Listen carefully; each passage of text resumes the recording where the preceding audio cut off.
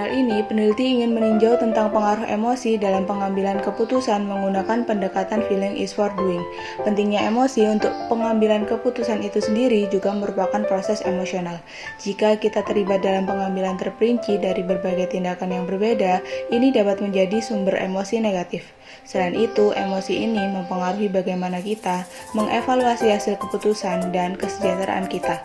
Ketika orang lain terlibat dalam keputusan kita, emosi seperti empati, cinta, kemarahan, rasa malu, dan rasa bersalah dapat ditimbulkan dan memainkan peran selama proses itu. Inti dalam pendekatan feeling is for doing adalah mengkonseptualisasi emosi sebagai proses motivasi.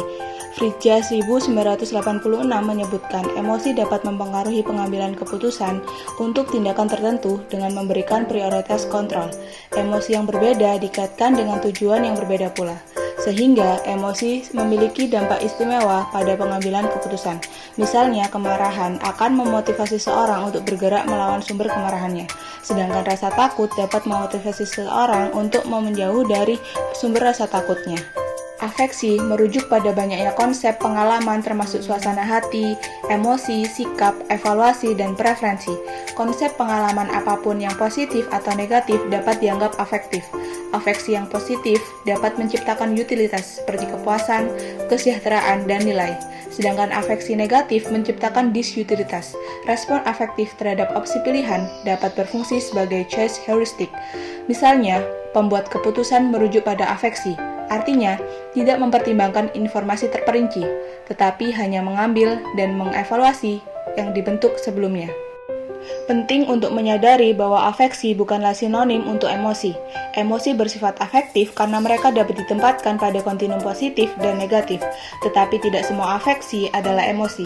Emosi dapat dijelaskan sebagai bodily feedback, interpretasi kognitif dari gairah, ekspresi wajah, dan simbol budaya. Selain itu, emosi bersifat sesaat, berbeda dengan suasana hati yang biasanya bertahan lebih lama dan dari pengaruh yang lebih umum. Untuk memahami emosi, perlu merujuk pada pola perubahan pada beberapa komponen, seperti penilaian kognitif, pengalaman hedonis, sensasi tubuh, tujuan motivasi, dan kecenderungan tindakan. Salah satu komponen emosi yang paling banyak dipelajari adalah penilaian, yang mengacu pada proses menilai pentingnya suatu peristiwa demi kesejahteraan pribadi. Roseman et al. Tahun 1994 mengusulkan bahwa emosi dapat dibedakan dalam 5 kategori pengalaman. Pertama, perasaan dirasakan dengan sensasi fisik atau mental. Kedua, pikiran berupa ide, rencana, konsepsi, atau pendapat yang dihasilkan oleh aktivitas mental. Ketiga, kecenderungan tindakan, yaitu dorongan atau kecenderungan untuk merespon dengan tindakan tertentu. Keempat, tindakan termasuk perilaku yang mungkin atau mungkin tidak disengaja. Dan kelima, tujuan emosional, misalnya ingin menghindari bahaya jika takut, atau ingin pulih dari kehilangan jika sedih. Mirip dengan kesiapan tindakan yang mengacu pada keadaan motivasi yang mungkin melibatkan fokus, perhatian, prioritas tujuan, atau kesiapan yang dirasakan. Berikut ini adalah poin-poin penting dalam perspektif feeling is for doing. Yang pertama, sistem emosi sebagai sistem motivasi utama untuk perilaku yang diarahkan pada tujuan atau disebut juga sebagai goal-directed behavior. Lalu, emosi spesifik yang dirasakan pada suatu situasi mengindikasi masalah tertentu dan memprioritaskan perilaku yang menangani masalah tersebut. Karena setiap masalah memerlukan solusi yang berbeda, maka emosi yang berbeda menghasilkan perilaku yang berbeda pula. Selanjutnya, emosi tidak secara otomatis menyerukan aksi tertentu, tetapi lebih merefleksikan kepentingan pembuat keputusan yang mengartikan keadaan terancam sebagai emosi negatif atau terwujud sebagai emosi positif. Emosi kemudian akan memfasilitasi perilaku yang sejalan dengan kepentingan dan berpotensi meraih tujuan. Lalu yang keempat, seseorang bisa saja mengalami dua emosi yang bertolak belakang dalam waktu yang bersama, seperti seorang dosen wanita yang menerima tawaran menjadi kepala prodi. Dosen tersebut merasakan emosi gembira karena mendapat kenaikan jabatan, namun di sisi lain, ia juga merasakan kecemasan tidak akan memiliki cukup waktu untuk keluarga di rumah. Yang kemudian pertanyaannya adalah, emosi apa yang akan mempengaruhi perilaku? Kemungkinan besar emosi yang terkuat adalah yang mendapat prioritas. Poin yang terakhir mengenai endogen, yang berperan sebagai emosi yang dirasakan ketika akan membuat keputusan atau berperilaku, seperti emosi kecewa dengan masa lalu ketika mempertimbangkan berpacaran lagi. Sedangkan eksogen adalah pengaruh emosi dari lingkungan atau eksternal, yang mungkin saja berdampak pada proses pencapaian tujuan, seperti emosi sedih setelah melihat film yang tidak ada hubungannya dengan pembuatan keputusan. Berikut merupakan 2 contoh proyek penelitian yang menggambarkan pandangan mengenai pendekatan feeling is for doing dalam mempelajari efek emosi pada situasi keputusan interpersonal. Proyek pertama, secara khusus, rasa takut akan menurunkan kerjasama untuk prososial, sementara rasa bersalah akan meningkatkan kerjasama untuk prodiri. Ketika dihadapkan dengan dilema sosial, individu yang prososial akan mempertimbangkan kepentingan orang lain di luar kepentingannya sendiri. Hal ini dikarenakan ketakutan menginduksi suatu tujuan untuk menghindari resiko pribadi yang tidak mempengaruhi diri sendiri. Sedangkan individu yang prodiri hanya memikirkan kepentingan diri sendiri dan berusaha untuk membuat sebanyak mungkin keuntungan. Hal tersebut dikarenakan rasa bersalah berkaitan dengan tujuan implisit untuk menebus pelanggaran yang mendorong kecenderungan untuk bekerja sama. Proyek kedua, emosi yang sama dapat memiliki pengaruh endogen dan eksogen yang berbeda pada situasi keputusan interpersonal. Contohnya adalah rasa malu. Ketika rasa malu adalah eksogen, di mana situasi diri terancam berbeda dari situasi keputusan yang ada. Itu tidak akan memotivasi perilaku prososial individu. Namun, ketika rasa malu adalah endogen, di mana individu merasa terancam dan berada dalam situasi keputusan yang ada, maka itu akan memotivasi perilaku prososial. Oleh karena itu, rasa malu eksogen sama sekali tidak mempengaruhi perilaku prososial, namun rasa malu endogen akan meningkatkan perilaku prososial. Peneliti memfokuskan aspek motivasi pada emosi untuk mencapai pemahaman yang lebih baik mengenai peran emosi dalam pengambilan keputusan.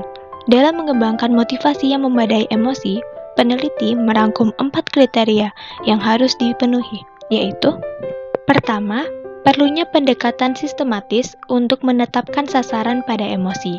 Tujuan dapat dengan jelas dikaitkan dengan emosi yang sebelumnya tidak diajari. Peneliti menyarankan hipotesis harus didasarkan pada tujuan empiris terkait emosi. Kedua, menyadari bahwa tidak semua emosi dengan jelas berkaitan dengan tujuan dan tindakan yang jelas. Konsekuensi perilaku dari emosi yang jelas-jelas terkait dengan tujuan tertentu perlu dipilih untuk memeriksa secara lebih detail emosi mana yang biasanya diarahkan pada tujuan dan mana yang kurang mengarahkan. Ketiga, fokus pada hubungan antara emosional dan keputusan yang umum dalam praktik pengambilan keputusan. Jika efek jijik pada pengambilan keputusan yang kurang beresiko ditemukan, konsekuensi dari temuan ini untuk teori-teori tentang jijik pada pengambilan keputusan atau emosi kurang transparan. Keempat, pengaruh fungsional, positif, dan optimalitas dari emosi dalam pengambilan keputusan rutin. Misalnya, penyesalan atas peluang yang hilang, ketakutan tentang hasil potensial, rasa bersalah atas perilaku buruk sebelumnya. Contoh tersebut dengan jelas menunjukkan emosi membantu pembuat keputusan mendapat isyarat intuitif cepat tentang bagaimana menyelesaikan konflik dan ambiguitas motivasi. Jurnal artikel ini meninjau alasan motivasi mengenai efek emosi pada pengambilan keputusan. Pendekatan ini disebut sebagai pendekatan feeling is for doing. Pendekatan ini mengakui bahwa dampak diferensial dari emosi tertentu terjadi melalui hubungan yang kuat antara emosi dan motivasi. Emosi muncul ketika peristiwa atau sesuatu yang relevan dengan keprihatinan atau preferensi seseorang, sehingga mereka memprioritaskan perilaku yang mengatasi masalah ini. Dengan demikian, emosi dapat dipahami sebagai program untuk pengambilan keputusan intuitif, memaksakan kecenderungan pembuat keputusan untuk bertindak yang dalam situasi tertentu paling memadai untuk mengatasi upaya saat ini. Dalam meneliti dinamika ini, harus memajukan pemahaman kita mengenai proses pengambilan keputusan dan dinamika pengalaman emosional. Dengan kata lain, ketika kita menyadari bahwa perasaan ada di sini demi pekerjaan kita juga menyadari bahwa kemajuan dalam mempelajari pembuat keputusan intuitif tidak dapat dibuat tanpa meneliti emosi.